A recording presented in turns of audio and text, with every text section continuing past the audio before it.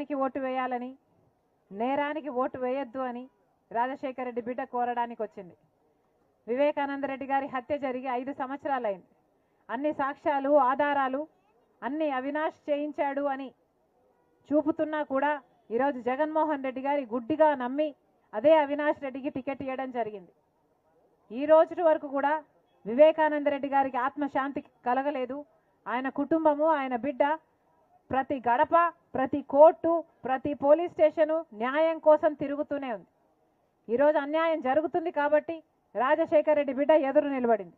ఇదే రాజశేఖర రెడ్డి బిడ్డ ఒకప్పుడు జగన్మోహన్ రెడ్డి గారి కోసం, ఆయన పార్టీ కోసం 3200 కిలోమీటర్లు పాదయాత్ర చేసింది.